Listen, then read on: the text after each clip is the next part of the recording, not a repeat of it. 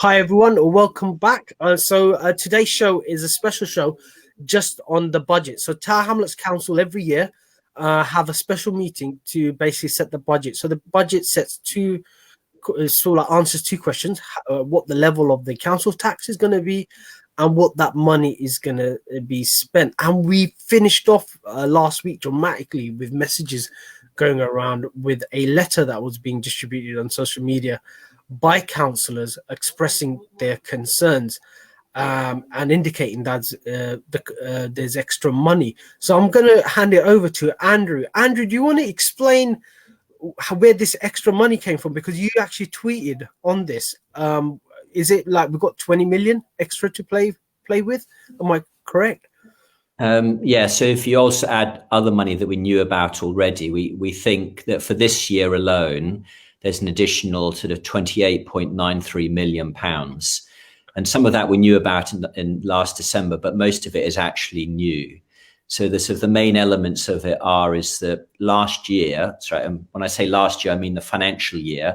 An important point to make is the financial year goes from April to March. So this financial year, the government have given Tower Hamlets Council £63 million in additional funds to deal with COVID. But we only spent, and the forecast, we're only going to spend about £55.5 million of that this year. So actually, for this financial year, we're going to have a surplus of £7.5 million of money that the government gave us that we haven't spent yet. And we weren't, I suspected that was the case, but that wasn't confirmed in December when the budget was put together. On top of that, the government have given us another £4 million in sort of a council tax supplement, because people obviously won't be able to pay council tax if they've lost their jobs. Again, that's a one-off. They've also given us what will arrive in April will be another £13 million of grants for COVID, which is non-ring fenced, which means we can use that £30 million whatever we want. And then on top of all of that was then sort of £7.6 million of something called New Homes Bonus, which has been an important source of money in the past. And we're going to get £17 million in the next financial year. 10 of that is already committed to other, but there was £7.6 million left. And the letter last week from the 12 Labour councillors was very much focused on that £7.6 million. And they were sort of saying, let's spend reversing some of the savings that have been proposed and also reducing council tax. So rather than council tax going up by 4.99%, they're saying let's have it only go up by 4.5%, and all together that adds up to £4.6 million for 1 year. So the argument we're kind of making is that on one hand we've got £28 million more money than we thought, or that we've got spare, and we're only talking about spending £4.6 million to meet the objectives of what the 12 Labour councillors put in their letter last week. So it's still extremely prudent. Most of that money will either be spent on other things or can be put into reserves. We're not sort of saying we should spend all of it, because probably the key issue about the budget is not so much this coming financial year from April, it's actually the subsequent years, and the council being particularly concerned about some of the income that we get in the future years. And that's driving this much more than just what's happening in the next year. So just to give a comparison, because like millions of pounds, we normally read about it in the sports page for, say, a Premier League footballer, so like 7 million or 13 million or 20 million. But do you want to just give a comparison as to what that actually means? So, for example, how much does our youth service, for example, cost us a year? Just so listeners could understand, just like a comparison of what that money means, then that allows us to discuss the options that are available on that. So there are different components to the youth service, and it has been reduced over the years, but there's about £1.5 million. It's the latest budget number for the youth service, and another £1 million that we kind of spent on kind of youth offending teams. But to give you an idea of the overall shape of the budget that we're talking about, it's about £360 million in total that the council proposing to spend next year, or this next financial year. So when we talk about maybe £28 million being available, that's about 7 to 8%. And even the 4.6 million pounds, I mean, that's quite a small percentage of the 360 million pounds in total that we're spending. So we're not talking about huge sums of money, but to give you an idea, so that the library service cutbacks they're proposing add up to 1.6 million pounds. I think the total library service is about 6 to 7 million pounds in total. So when we talk about 4.6 million pounds, we're talking about almost the full cost of the library and the ideas services. So we're not talking about huge sums of money, but these are sort of cuts that have been proposed in this year, and really the key issue for this year is an argument about future years, and it's basically a question is, do we use some of our financial reserves to kind of push back or delay these savings programs where we have to cut council services until we know more about what's happening to our budget in future years and the threat of working from home. And part of the problem is that this is an impossible time to be setting a budget. I do have a great deal of sympathy with the council and with the mayor.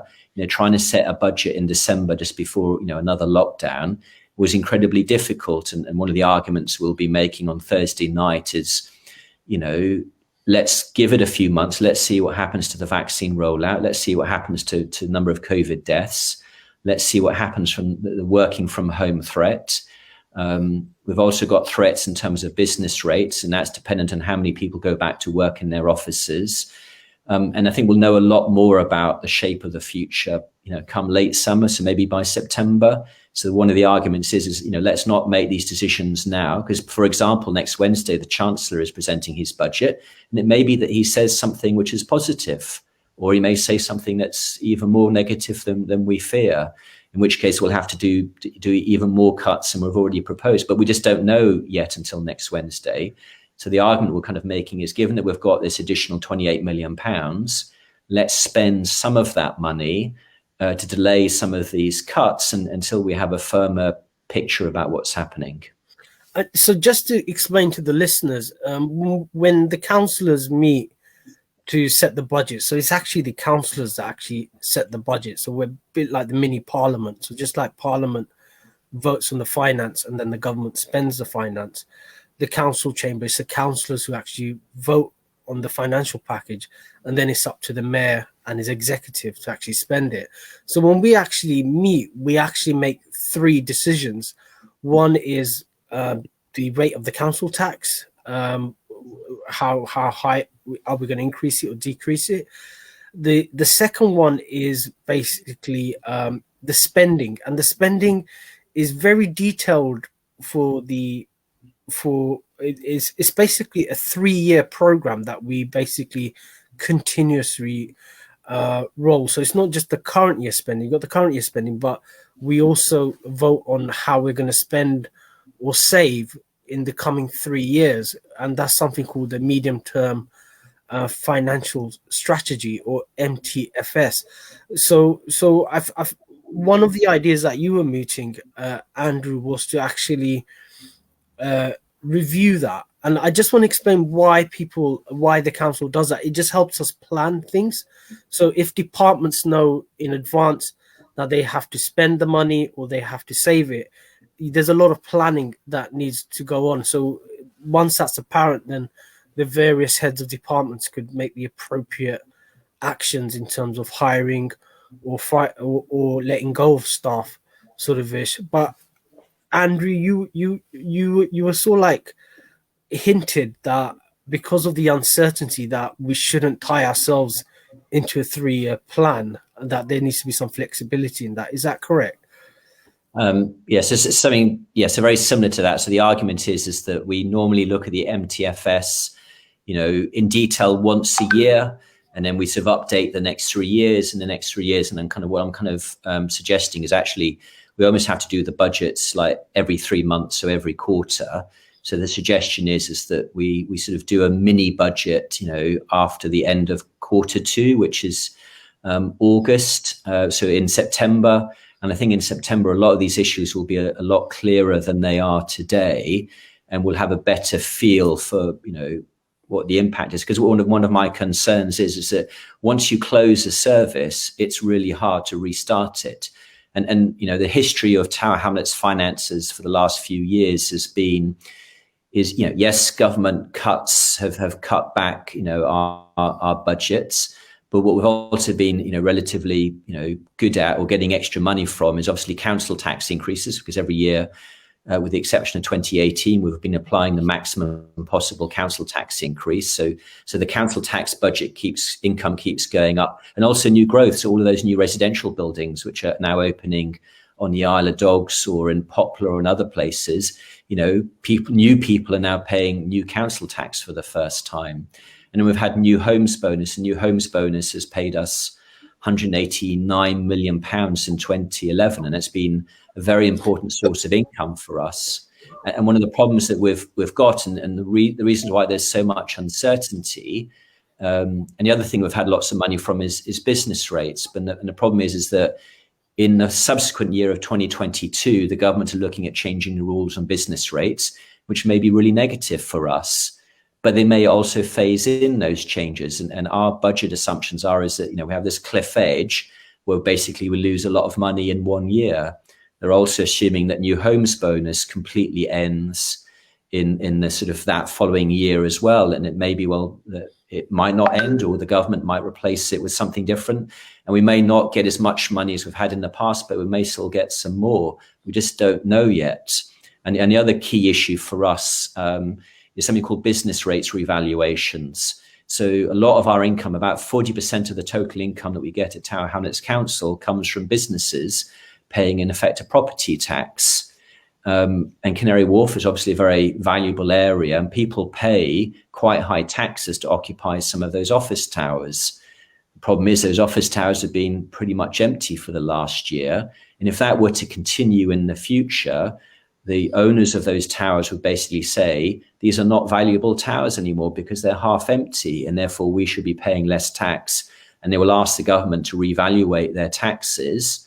And because we take a share of that tax, if that were to happen, and if Canary Wharf were to continue to stay largely empty, that would have a catastrophic impact on our finances. And that's not actually in the budget. So it is entirely possible that come September, if those things go ahead and the offices are still empty, that actually we have to make even more cuts than already being proposed this year. But again, we just don't know yet. So basically, there's a lot of uncertainty, and that probably explains why, say, the administration or the current administration in Tower Hamlets Council want to save as much money as they can so they could plan ahead. What they don't want to do is end up in a situation with, say, Croydon Council, where because of a few issues, all of a sudden they found themselves literally bankrupt, and the government had to appoint external commissioners to come in. And that's the kind of level of uncertainty that we're operating. So it's going to be a really interesting meeting. So after the break, we're going to come back, and what me and Andrew will do is we'll just discuss the forthcoming budget meeting. It's something that you could watch, etc., but we'll just explain what actually happens in that and the kind of options that are available at that meeting that are going to be discussed. So join us after the break for a breakdown of Budget Meeting 101, Tower Hamlets.